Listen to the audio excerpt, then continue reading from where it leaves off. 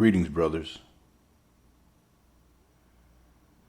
In this day and age, nearly every man who knows anything about today's woman has accepted that you'll really be hard pressed to find women among the community at large who have still remained within their virginity, where she has something sacred preserved to offer to a man.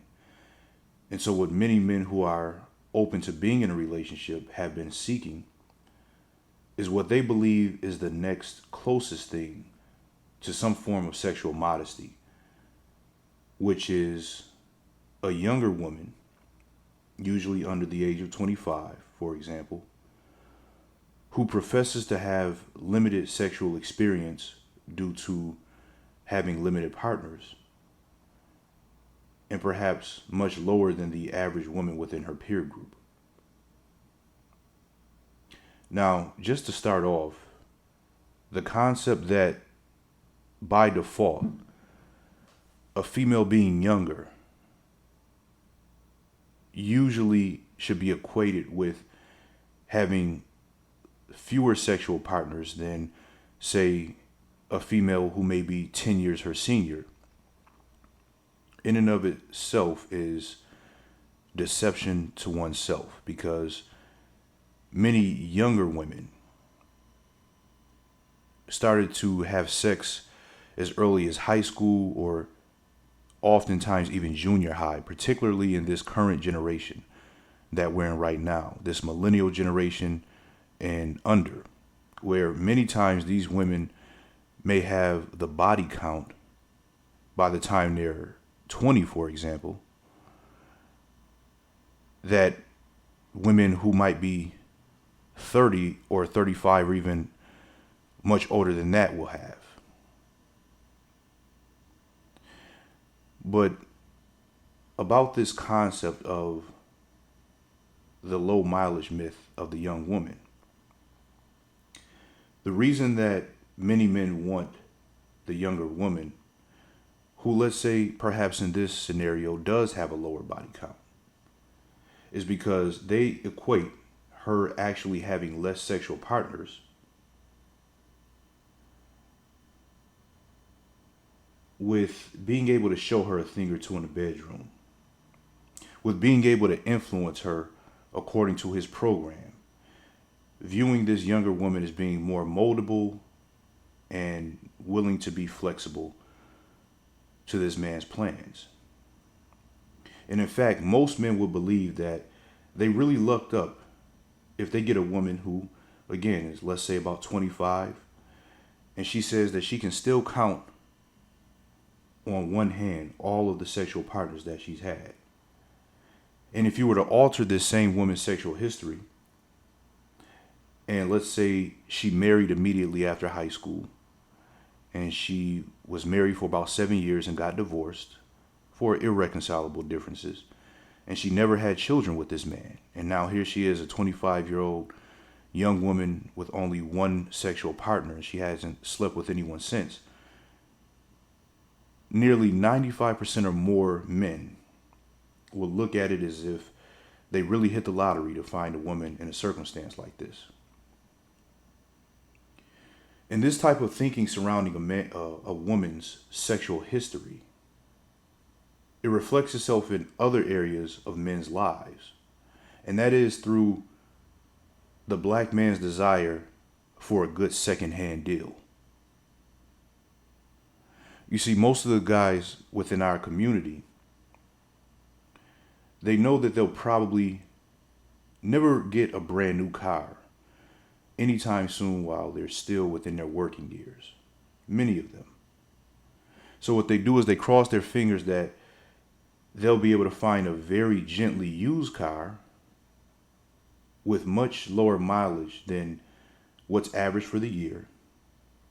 A nice clean title in hand, perhaps from a first or a second owner.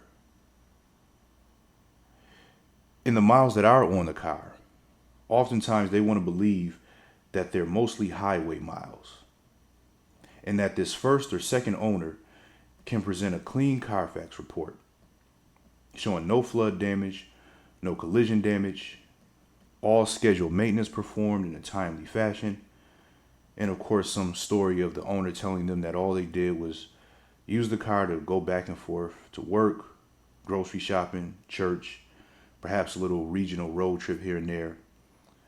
But they kept it in the garage, drove it like an old lady, and the only reason that they're selling it is because they need another car that fits their present lifestyle changes. And that's where a lot of guys will stumble upon what they think is a great deal. And this is getting a used car that is much, much lower than the original sticker price, oftentimes 70-80% lower. But it doesn't have that many miles on it. So they equate that with having a lot of life left in it. And as long as they stay on top of the maintenance, perhaps a tune up, get an oil change for good measure, take it to the detail shop and get it looking showroom clean, and there you have damn near a brand new car. But the issue is that the Carfax doesn't show you everything about this car. In this case, about this woman, of course. And that's the unreported, emotional, and intimate wear and tear that hides its signs on this spotless ride. When you really think about what the influence of what one man can do, the right man, that one man whom she gave it all to, that one man whom she told herself that she'll never give of herself to another man like she did with this one, because it was just such an emotional strain on her. She loved so hard, and she can't do it again. This is the man who owned her mind, body, and soul for a certain period of life. And she learned everything about love and sex from this man. She learned about what the concept of a good man is, if she indeed view him as such. She learned what sexual positions that she likes. She measures love by this particular experience with this man. And she'll also compare the next man to this man as well. Whatever he taught her is usually what she holds on to. Because whatever used to turn him on, she now wants it to work on the next man, because she's learned to build up a certain level of sexual confidence from certain acts, certain things that he used to like, certain things that she got really good at it. Damn good. And this is the man that she used to like to make love to at first, before he introduced her to what it was like to have rough sex. Or possibly it wasn't this first man. Maybe it was the second or the third guy. So now she knows that she likes being choked and slapped and spit on. She knows she likes getting fucked hard in the ass. She knows that she likes a big dick. But again, she's only been with a handful of guys or less. In fact, she's so proud to say, I can still count all of my guys on one hand. But is there really much of a difference between a woman who has only had one guy and a woman who's had 10 guys? Now, of course, physically, in theory, we tend to associate more partners with more physical wear and tear, where we get this image of her being ran through by all these different guys who did everything in the world with her. And the more guys, the worse we associate it with. But in reality, it truly doesn't all the way make a difference. And in some instances, she may actually have less sex between the 10 men or more than she had with the one guy. Because let's say if these other guys were just kind of hit it and quit it guys, did what they did for about 10 minutes or so, and maybe it was a one-time experience, And she didn't really experience any sort of closeness or connection with any of these guys. In fact, she usually found herself disappointed and frustrated, wondering why sex was like this and if it was her or what it was. But just think about if she's perhaps just had one guy who showed her everything from head to toe, showing her everything that she likes and every way in which she can orgasm. The guy who truly broke her in. Is she really less used by dealing with this one guy than with the 10? And that's just physically. But remember, we were talking about that unreported damage that hides itself so well. And that is the damage, or the wear and tear, we can call it, on her heart and her spirit. I know of one woman who mentioned to me that she had a deceased boyfriend who had passed away when she was very young. And she was with this guy just a few years after graduating from high school. I want to say she was around 21. And even though this boyfriend had been deceased now for around a decade, even though she still had other relationships after him, she knew that in those other relationships, that she never gave of herself again to any other man like the man who was dead.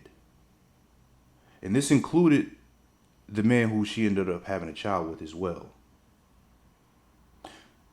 She mentioned very specifically that even though she was in love with her child's father when she had him, she said she knew that there was no way that she could love him as deeply as she did the former boyfriend who had been deceased.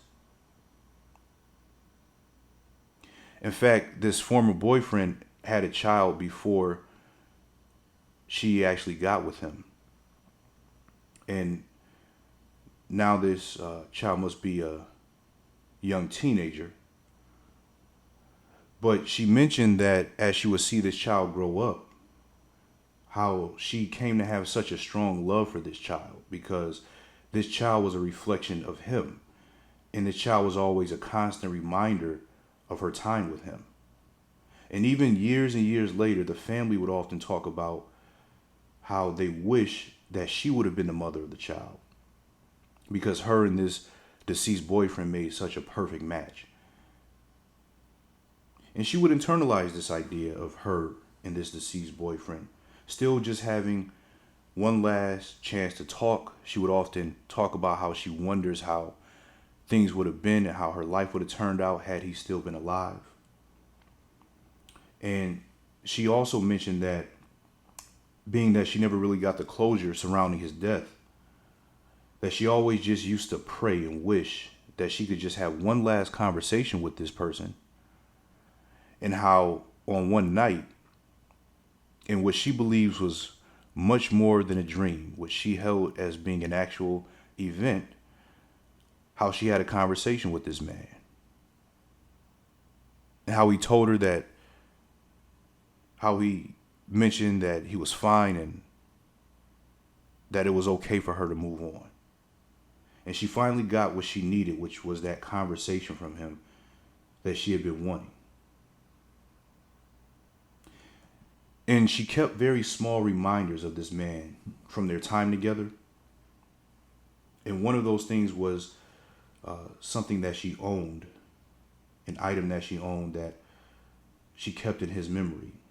And men who would come into her life didn't really know why she was so connected to this item. And she kept that item, and of course, even around the time or the day of his death, she still commemorates it by always acknowledging it and always making it known that that was her heart. That was her heart and soul. So a lot of men, they subscribe to this idea that they don't mind dealing with a woman who, let's say, has a child, as long as the father of that child is out the picture completely. And even though these men aren't trying to be insensitive towards anything, most men would feel much more comfortable with the idea of this child's father being deceased, because that gives them the concept that they can then move on with this woman uninterrupted. And even if she has a child, that they'll be willing to deal with that particular situation because they'll feel as though they can establish a family arrangement with this woman without having any sort of interference from another man. And even though, of course, I don't at all advocate, in fact, I strongly discourage brothers from at all dealing with women who have children in any capacity of any sort of relationship orientation, which is not going to be the focus that we're getting through here. The thing is, what many of these guys don't realize is that whether she has a child or whether a woman doesn't have a child, for example, that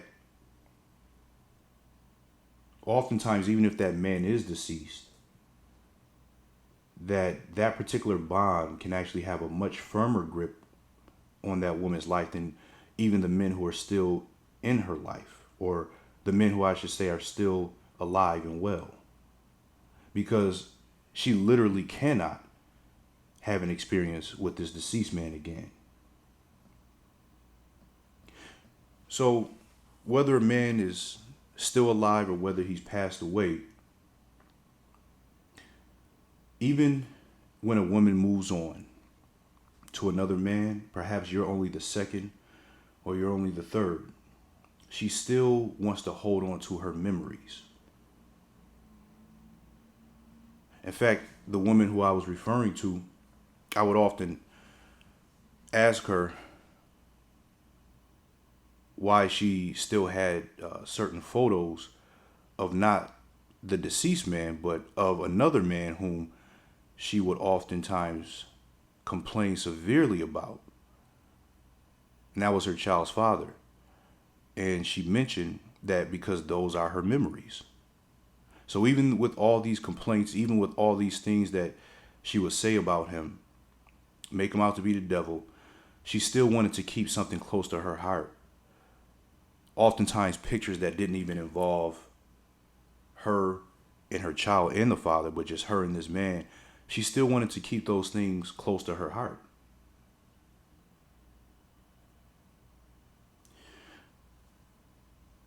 There was a woman who I love very, very deeply. And to make a long story short, she ended up essentially being a fraud. But in any case, I remember we hadn't seen each other or talked to each other for about a month during a certain time period where there was an issue that had taken place between us. And then when we did talk again, we were having a video chat, and she said, "Hold on a second, I want to show you something." And she just simply went and showed me this small gift that I had purchased for her from basically like the first time that we really had a chance to spend some time together. And we had already known each other for quite some time before this, but this was kind of like the first time when we really just kind of, spent time and got to know each other much, much better. And it was a very small gift. It was like something that was under $10, but she wanted to show me that she still had it. And of course, this was a representation of her memory of our time together.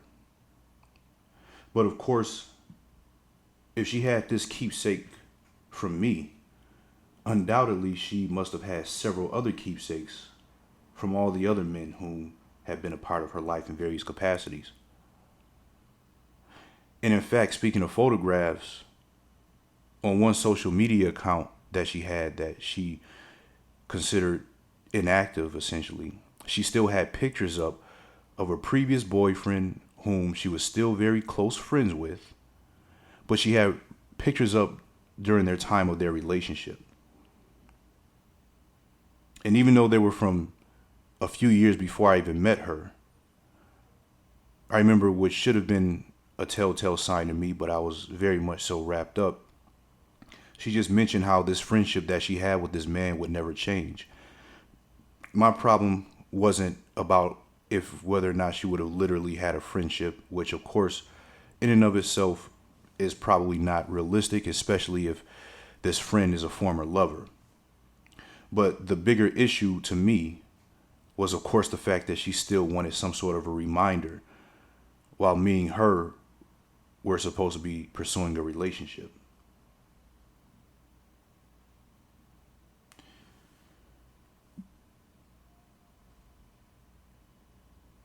So just think about it, gentlemen.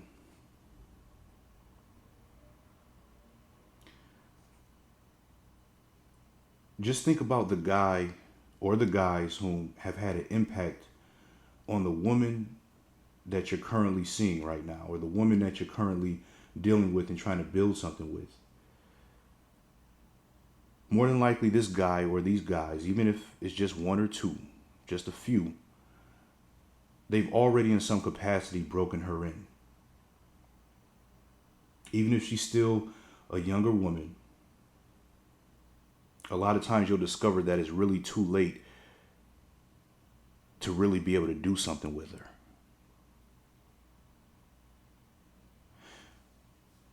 See, some owners of used luxury cars, they wonder why when everything seems so promising when they first got the car. Everything was cool, it was checked out, the mechanic took a look at it, everything was good. They wonder why the car starts to have problems just shortly after they get it. Why it seems like every other month they're in the shop. If it ain't one thing, it's another. Even the mechanic is kind of scratching their head because they know that this particular sort of car is usually known for its reliability.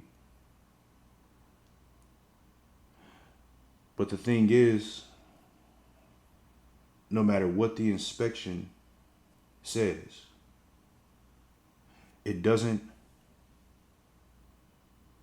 give indication of the dynamic between the owner of that car and that car. Because that owner knew that car through and through. They knew how to drive it. They knew how to handle it. They knew how to stay on top of it. They knew about all the little quirks to get the best performance out of it, to get the best response. These little things that has the new owner scratching their head, wondering what they just haven't discovered yet.